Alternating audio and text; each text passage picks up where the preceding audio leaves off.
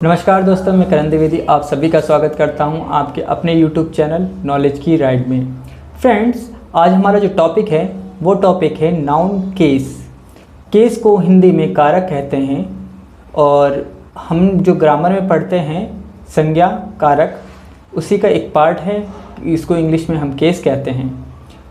Classes शुरू करने से पहले फ्रेंड्स, अगर आप हमारे चैनल पर नए हैं तो आप हमारे चैनल को लाइक, शेयर और सब्सक्राइब करना ना भूलें। तो चलिए बिना किसी देरी के हम इस क्लास को शुरू करते हैं।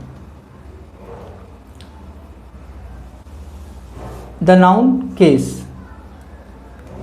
सबसे पहले इसकी डेफिनेशन की बात करते हैं। केस का मतलब होता है हाउ नाउन और pronoun relates to the other words in a sentence.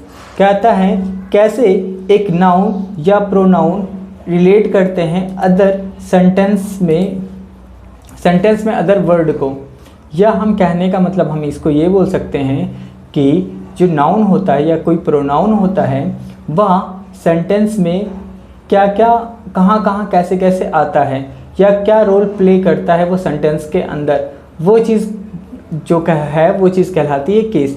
उस चीज़ को हमें समझना है कि नाउन और प्रोनाउन सेंटेंस में किस तरह कैसे आ रहे हैं और क्या क्या रोल प्ले कर रहे हैं। ठीक है। हिंदी में कारक, संज्ञा या सर्वनाम एक वाक्य में दूसरे शब्दों से कैसे संबंधित हैं या वो कौन सा रोल प्ले कर रहा है उसके बारे में जानना क्या है हमारा कारक है। काइंड्स ऑफ केस के बारे में बात करें तो ये होते हैं कुछ इस प्रकार से, जैसे नॉमिनेटिव केस जिसे सब्जेक्टिव केस भी कहा जाता है, ऑब्जेक्टिव केस या एक्यूजेटिव केस जिसे कर्म कारक कहा जाता है, वोकेटिव केस या अपोजिशन केस संबोधन कारक। अगला है कॉम्प्लीमेंट केस पूरक कारक। उसके बाद है पोसेसिव केस जिसे जेनेटिव केस भी कहा जाता है।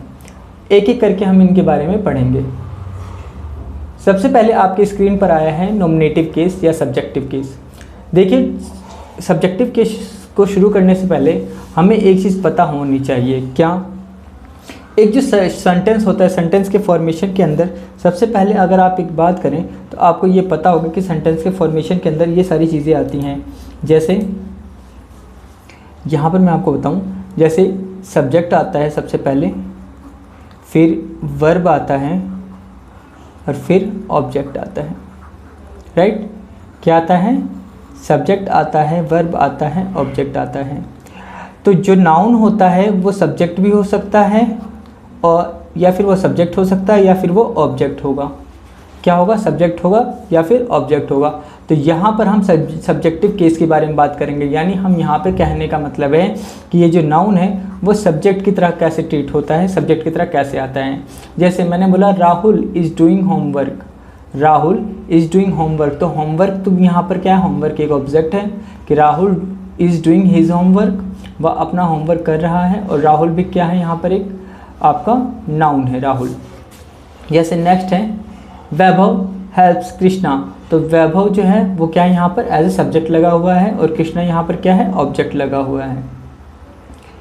ऐसे अंकुर वॉशेस क्लोथ्स। अंकुर क्या वॉश कर रहा है? क्लोथ्स को वॉश करता है या कपड़े धोता है। तो यहाँ पर क्या है? आपका क्लोथ्स, कपड़े। ठीक है फ्रेंड्स, आपको एक चीज़ और बतानी है। यहाँ पर ये जो क्लोथ है, क्लोथ्स की कई सारे तरीके से लिखा जाता है। देखिए, क्लोथ्स को ना 3 तरीके से लिखा जाता है।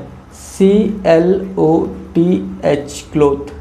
ठीक है, CLOTHS क्लोथ्स और CLOTHES क्लोथ्स। 3 स्पेलिंग होती है क्लॉथ्स की। देखिए, क्लॉथ का ये जो मतलब होता है, ये होता है कपड़ा, कोई भी कपड़ा जैसे। ठीक है, और यहाँ पर जब क्लॉथ्स लग गया तो ये प्लूरल हो गया कपड़े। यानी कपड़े मतलब रॉ मटेरियल जैसे कपड़ा हो गया आपका कोई भी, तो वो ये कपड़े कहला गया आपका, ये प्लूरल हो गया आपका, प्लूरल फॉर्म में। और जब ये क्लॉथ्स होते हैं तो ये होते हैं सिले हुए कपड़े। क्या होते हैं?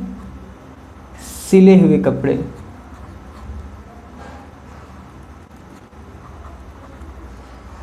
ये सिले हुए कपड़े, तो इनको सिले हुए कपड़ों को क्या कहते हैं? हम क्लोथ्स कहते हैं। ठीक है, तो ये आपको इसके बारे में पता होना चाहिए था।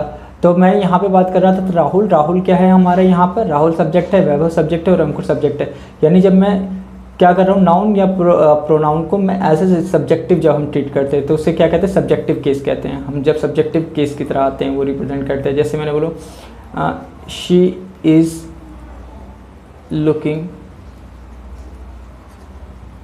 Looking beautiful. तो यहाँ पर शी क्या है, एक प्रोनाउन है, वह, तो वह कैसे किस तरीके से आ रहा है यहाँ पर, सब्जेक्ट के रूप में आ रहा है, तो ये सब्जेक्टिव केस हो गया। अब ऑब्जेक्टिव केस को देखते हैं। ऑब्जेक्टिव केस क्या होता है, ऑब्जेक्टिव केस के एग्जांपल क्या होते हैं ये समझिए।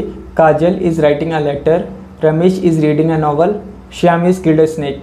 ऑब्जेक्टिव केस का मतलब क्या होता है ये समझिए पहले। ऑब्जेक्टिव केस का मतलब होता है जब नाउन या प्रोनाउन तो वर्ब के बाद या प्रीपोजिशन के बाद, वर्ब के बाद या प्रेप के बाद अगर कोई नाउन है, आ रहा है कोई नाउन, तो वो हमेशा क्या होता है, वो हमेशा ऑब्जेक्ट होता है।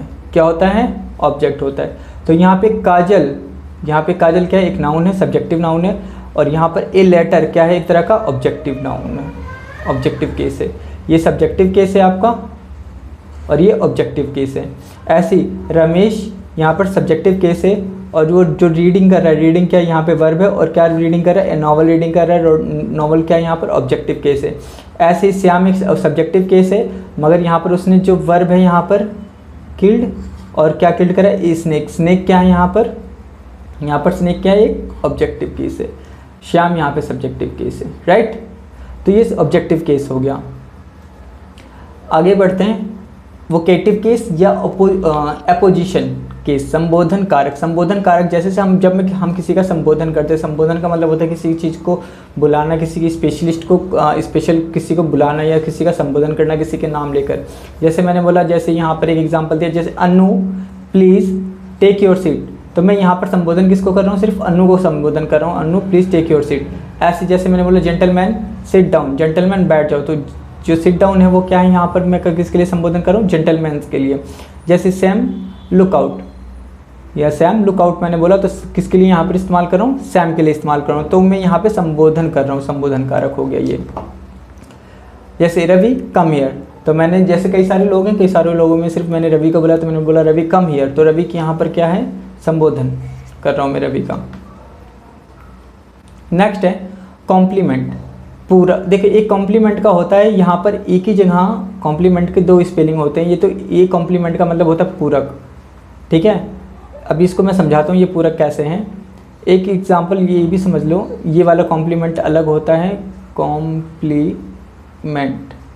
ये कॉम्प्लीमेंट होता है भैया जब हम किसी को कॉम्प्लीमेंट करते हैं। जैसे मैंने बोला ना यू आर लुकिंग हैंडसम, आप हैंडसम दिख रहे हो, तो मैंने क्या बोला, एक कॉम्प्लीमेंट दे रहा हूँ, या बोल रहा हूँ आप you are looking so beautiful, तो ये क्या कर रहा हूँ, एक तरह का कॉम्प्लीमेंट दे रहा हूँ, मैं आपकी प्रशंसा कर रहा हूँ, कॉम्प्लीमेंट दे रहा हूँ आपको, ठीक है ना। ये वाला कॉम्प्लीमेंट अलग है और ये कॉम्प्लीमेंट अलग है। इस कॉम्प्लीमेंट का मतलब होता है पूरक। क्या होता है, पूरक।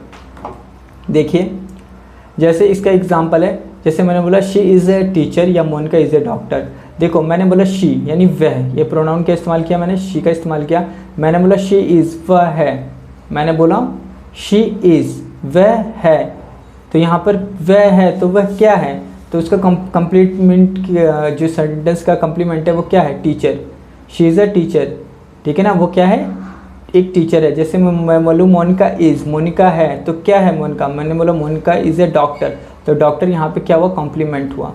ये जो सब्जेक्ट है, सब्जेक्ट अधूरा है इसके बिना, ठीक है ना, जिसके लिए यानी सब्जेक्ट का कॉम्प्लीमेंट जो होता है, ये सब्जेक्ट का कॉम्प्लीमेंट है, उसको क्या बोलते हैं, जब नाउन एज ए कॉम्प्लीमेंट बन रहा हो सब्जेक्ट का, ठीक है, तो वो पूरक कहलाया यहाँ पर।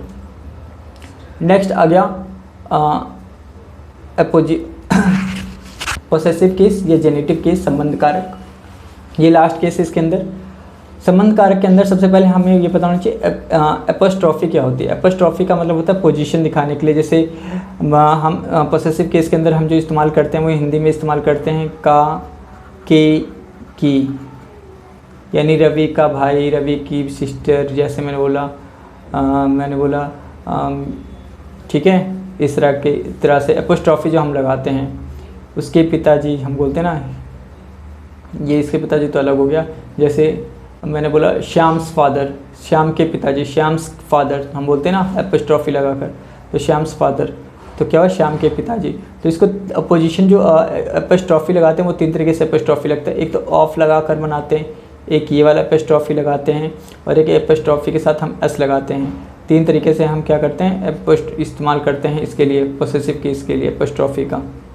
फॉर एग्जांपल हम देखते हैं जैसे अंकित का है ना, दिस इज़ अंकित कार, ये जो कार है वो किसकी है, यहाँ पर मैं बोल रहा हूँ दिस इज़ अंकित कार, तो अंकित के लिए मैंने क्या एपोस्ट्रॉफी लगाई, अंकित की कार है। ये क्या बोल रहा हूँ, ये अंकित की कार है ना, ठीक है, तो मैंने क्या बोला this is Ankit car. Next example, जैसे मैंने बोला चिल्ड्रंस पार्क, तो ये चिल्ड्रंस यानी बच्चों का, चिल्ड्रंस मतलब यहाँ पे एपोस्ट्रॉफी लगाया है मैंने, एपोस्ट्रॉफी लगा कर एस लिखा है, तो यहाँ पे मतलब है बच्चों का, ये किसका है, बच्चों का पार्क है। जैसे ये अंकित की कार है, किसकी कार है, अंकित की कार है, ये अंकित की कार है ये। जैसे लेडीज़ कंपार्टमेंट, लेडीज़ कंपार्टमेंट यहाँ पर, तो ये लेडीज़ की कंपार्टमेंट है, राइट। सो एपोस्ट्रॉफी के अंदर और भी कई सारे रूल होते हैं। एपोस्ट्रॉफी के अंदर जो एपोस्ट्रॉफी का जो पूरा रूल है लगाने का, और इसको कहाँ, इसके जो रूल होते हैं एपोस्ट्रॉफी लगाने के हर जगह, कि किसके साथ एपोस्ट्रॉफी लगती है, किसके साथ एपोस्ट्रॉफी नहीं लगती, ये सारे के सारे हम किसी नेक्स्ट अगली क्लास में या किसी अगली कभी हम इसके बारे में हम पूरी एक वीडियो सीरीज़ बनाकर लेकर आऊँगा मैं आपको, या पूरा एक वीडियो बनाकर आपके लिए अपलोड कर दूँगा, जिसमें आप पूरा का पूरा एपोस्ट्रॉफी को ढंग से कवर कर लेंगे, और इससे आपको डाउट पूरा मैं इसका डाउट आपको क्लियर करूँगा। तो फ्रेंड्स आज के लिए बस इतना ही। Thank you for watching. अगर आप चाहें तो आप हमें फेसबुक पर, इंस्टाग्राम पर और टेलीग्राम पे फॉलो कर सकते हैं, जो लिंक है नीचे डिस्क्रिप्शन बॉक्स में गिवन है। और अगर आप चाहें तो आप हमें ऑनलाइन क्लासेस के लिए भी और अदर कोई इंक्वायरी हो तो उसके लिए भी हमें कोऑर्डिनेट कर सकते हैं। हमारा नंबर स्क्रीन पर है 8076226001 9990666541 पर। सो फ्रेंड्स आज के लिए इतना ही, तब तक के लिए आपका दिन शुभ हो, धन्यवाद।